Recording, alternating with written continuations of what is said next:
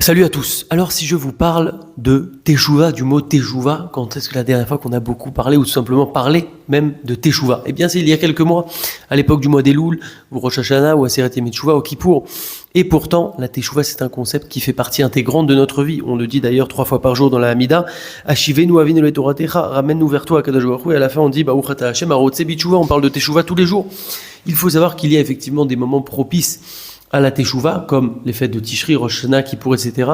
Ce moment également des Shovavim, puisque finalement le grand titre des Shovavim, bien, c'est faire Teshuvah sur le domaine de la débauche, mais la Teshuvah, c'est une mitzvah qu'on peut faire, car oui, c'est une mitzvah de faire Teshuvah. De faire Teshuvah toute l'année, on peut le faire toute l'année, simplement qu'il y a des moments qui sont particulièrement propices, comme maintenant, vous l'avez compris. La Teshuvah, pour rappel, c'est 3 étapes. La première étape, c'est le vidouille, la confession verbale des fautes commises, parce que quand on sort les mots de notre bouche, eh bien, on prend conscience des choses. C'est d'ailleurs ce qu'on fait par exemple dans les tachanounim, le vidouille qu'on fait dans la tfila, mais aussi on peut le faire avec notre bouche, avec nos mots, en complément.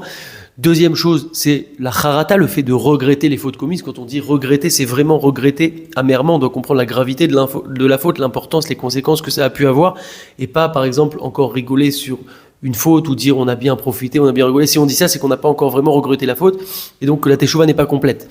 Et troisième étape, c'est Aziva Le'atid, Aziva Tachet, donc d'abandonner la faute, de décider de se séparer de la faute pour pouvoir redémarrer sur un nouveau pli. Alors vous allez me dire, oui mais peut-être qu'on va retomber, on ne sait pas où on va, etc. Oui mais peu importe, nous on doit gérer jour par jour avec nos forces et s'engager sincèrement en tout cas à se mettre sur une bonne voie. Donc on a dit vidouille, confession des fautes, rarata, regret sincère et profond des fautes commises et engagement ou en tout cas volonté sincère de ne pas recommencer les fautes. Voici donc les étapes de la Teshuvah. On doit se renforcer sur cette Teshuvah toute l'année mais particulièrement maintenant sur le sujet de la débauche.